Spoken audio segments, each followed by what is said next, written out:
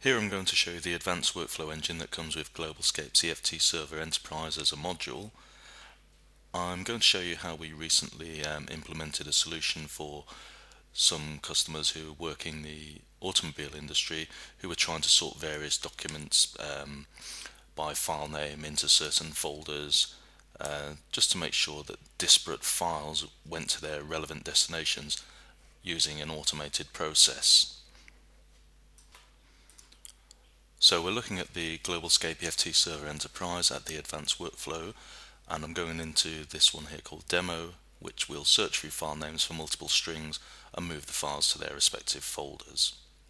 And I want to show you how that works. So if we can fire up the demo workflow itself.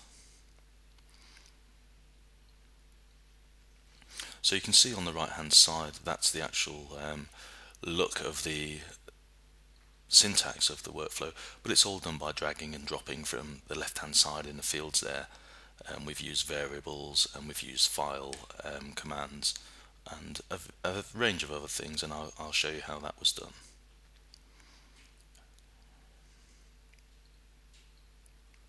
So the first thing we did was create a variable named the name folder, and this again, no programming was needed. It was done by selecting. And the same with a variable for file name. We could just click on various buttons and navigate to the correct area of the operating system. So we used the loop command here, and we were looking for a file name containing 001 within that folder structure. You see how we navigated to find that.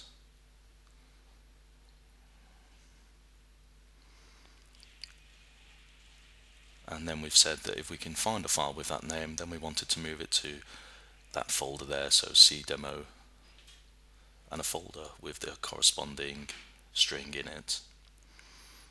And then if we didn't find that, or we did find that, the next stage was to look for 002 and put that in a folder 002 as well. And so on and so forth. So for 003, 4, move into folder number 4, and also for a file name 005, going into a folder 005. Okay, so here are the folders. I just want to go through those and show you that they're empty at present. So this is where we want our files to move to.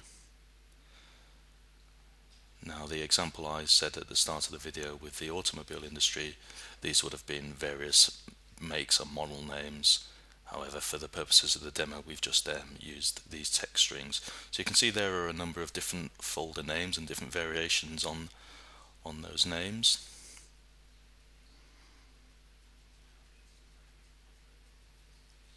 And now we're going to run the workflow and see what happens. So it's gone through until it finds no more files, and we're leaving behind the documents that don't contain the string 0001, and in each folder you can see the corresponding files have moved.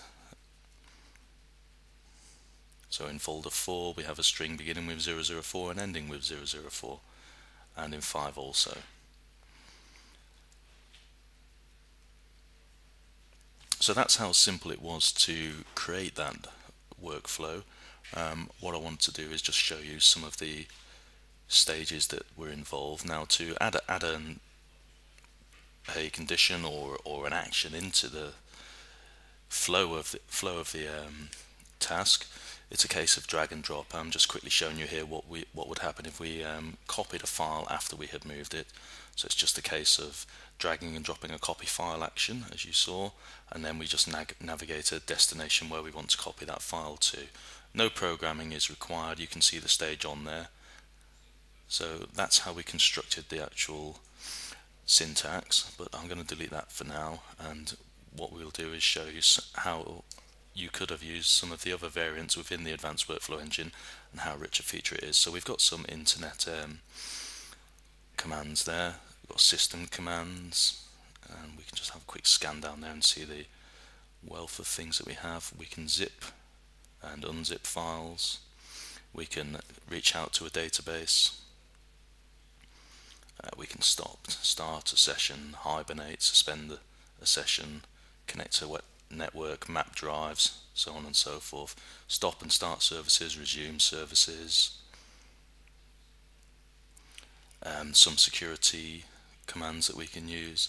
There are wait commands. So all of these don't have to be programmed. These can be dragged and dropped over across into the main flow of the workflow. There are some useful Excel commands.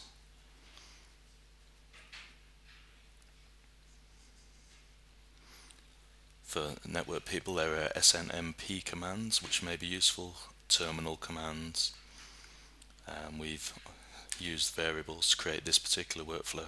There are some advanced commands here where you can fetch a script that you've written yourself, some timer commands, cryptography if you want to encipher a particular transfer,